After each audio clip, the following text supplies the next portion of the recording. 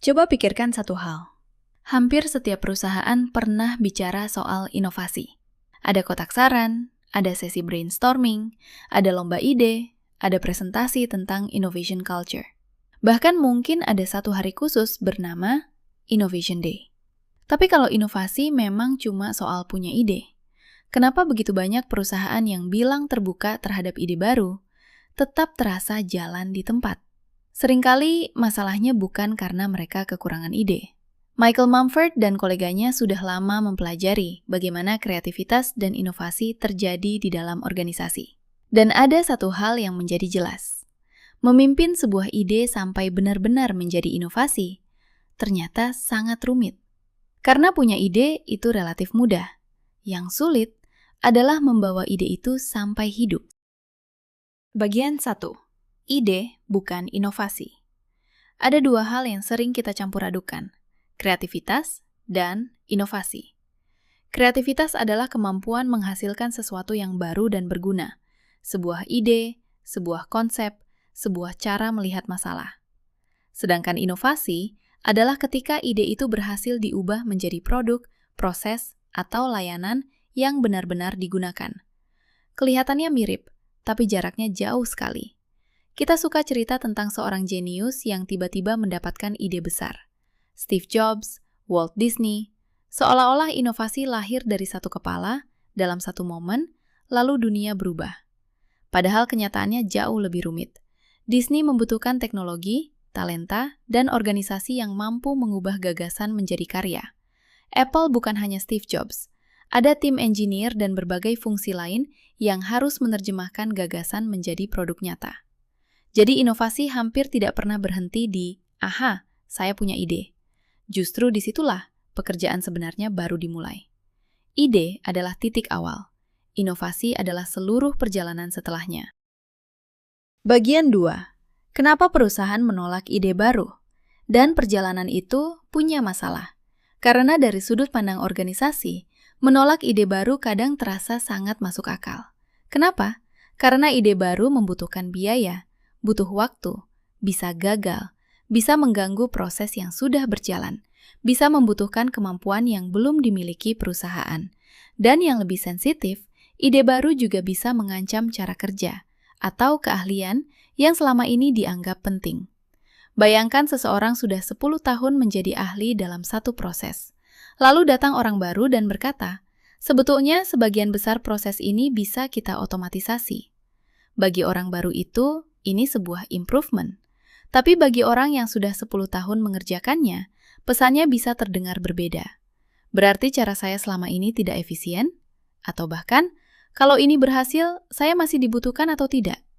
Jadi ketika sebuah ide masuk ke organisasi, yang bereaksi bukan cuma logika. Ada kebiasaan, ada status, ada identitas, ada kepentingan, dan ada rasa takut kehilangan sesuatu yang sudah dimiliki. Maka, ide baru tidak selalu ditolak karena orang bodoh. Kadang organisasi sedang mencoba melindungi sesuatu yang sudah terbukti bekerja. Masalah baru muncul ketika semua ide baru diperlakukan seperti ancaman. Bagian 3. Efisiensi dan inovasi memainkan permainan yang berbeda. Dan sebenarnya, ada alasan yang lebih dalam kenapa ini terus terjadi.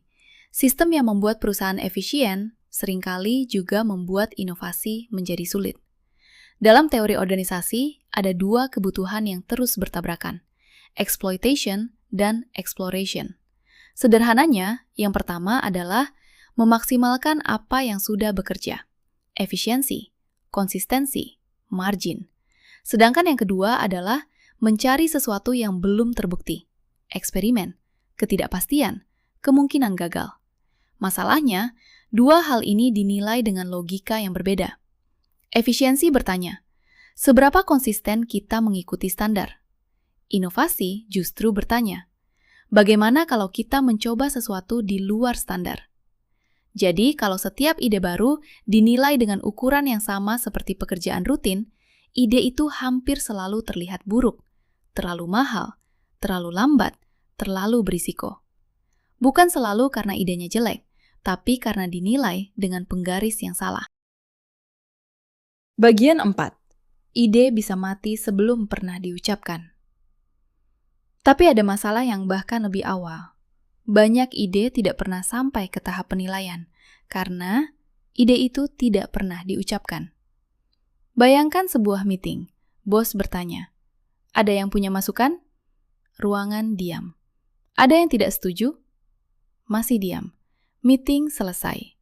5 menit kemudian, di pantry, di WhatsApp, di tempat makan, orang-orang mulai bicara.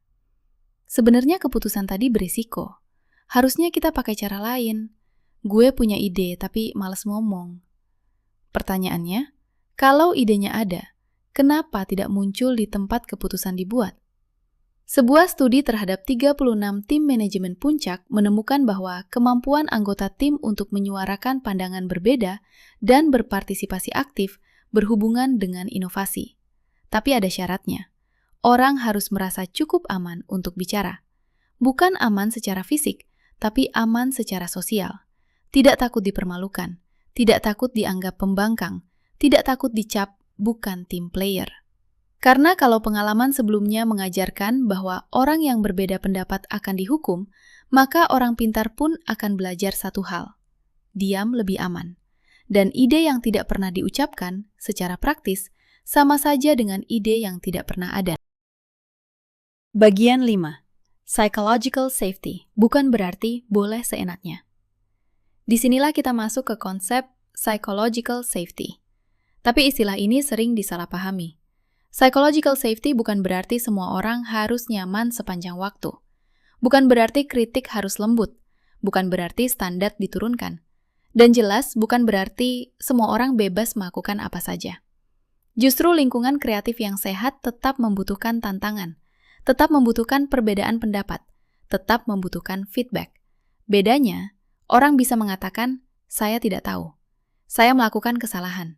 Saya tidak setuju." Atau menurut saya, keputusan ini punya masalah. Tanpa merasa bahwa dirinya sedang diserang secara personal. Mereka juga bisa menerima kritik terhadap pekerjaannya, tanpa merasa harga dirinya sedang dihancurkan. Yang dihilangkan bukan standarnya. Yang dihilangkan adalah rasa takutnya. Bagian 6. Ide sudah disetujui, belum selesai. Sekarang bayangkan sebuah ide berhasil melewati semua itu. Idenya diucapkan, didengar, dinilai, bahkan disetujui. Bagus, jalankan. Selesai? Belum. Riset tentang kepemimpinan inovasi menunjukkan bahwa pemimpin harus mengelola 3 hal sekaligus. The work, the people, the firm. Yang pertama, pekerjaannya. Apa sebenarnya masalah yang ingin diselesaikan? Apa rencananya? Apa batasannya? Bagaimana kita menguji hasilnya?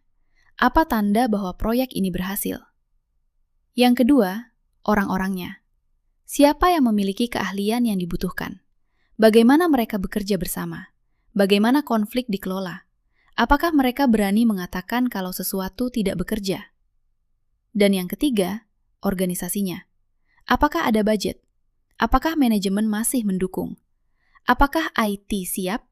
Operations, finance, legal, marketing? Karena sebuah inovasi hampir tidak pernah bisa hidup hanya di dalam satu departemen.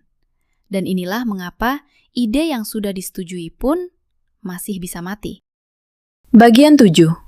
Piloting sukses, tapi tidak pernah menjadi nyata. Ada sebuah studi kasus yang menggambarkan masalah ini dengan sangat baik. Sebuah perusahaan pelayaran mencoba menggunakan chip khusus untuk melacak kontainer secara otomatis. Teknologinya bekerja, uji cobanya berhasil. Manajemen puncak juga mendukung. Kalau berhenti sampai di situ, kita mungkin akan bilang, ini inovasi yang sukses. Tapi ternyata, proyeknya tetap tersendat. Kenapa? Karena unit gudang, orang-orang yang harus menggunakan sistem itu setiap hari, tidak siap mengadopsinya. Mereka belum familiar dengan teknologinya, dan sistem baru itu juga memaksa mereka mengubah cara kerja. Inilah masalah klasik pilot project. Sesuatu berhasil dalam skala kecil, di lingkungan yang dikontrol, dengan orang-orang yang memang fokus pada proyek itu. Lalu ketika mau dibawa ke organisasi nyata, ia bertemu proses nyata, orang nyata, kebiasaan nyata, kepentingan nyata, dan resistensi nyata. Dukungan dari atas memang penting, tapi dukungan dari atas tidak otomatis berarti penerimaan dari orang yang harus menjalankannya setiap hari. Bagian 8. 4 gerbang inovasi. Kalau semua riset tadi saya sederhanakan menjadi satu framework yang mudah diingat, sebuah ide setidaknya harus melewati 4 gerbang. Speak, select, support, dan scale. Gerbang pertama, speak. Apakah orang berani mengucapkan idenya? Berani menunjukkan masalah? Berani mengatakan, saya tidak setuju. Kalau tidak, ide mati sebelum lahir. Gerbang kedua, select. Setelah ide muncul, bisakah organisasi menilainya dengan benar? Karena kita punya kecenderungan menyukai ide yang murah, mudah, dan cepat dilakukan. Tapi sesuatu yang mudah dijalankan belum tentu sesuatu yang paling layak diuji. Jadi pertanyaannya bukan cuma mana yang paling gampang, tapi mana yang cukup bernilai untuk kita pelajari lebih lanjut. Gerbang ketiga, support. Ide yang layak butuh sumber daya, waktu, orang, keahlian, budget, dan dukungan pimpinan. Tapi dukungan juga tidak cukup hanya diberikan sekali.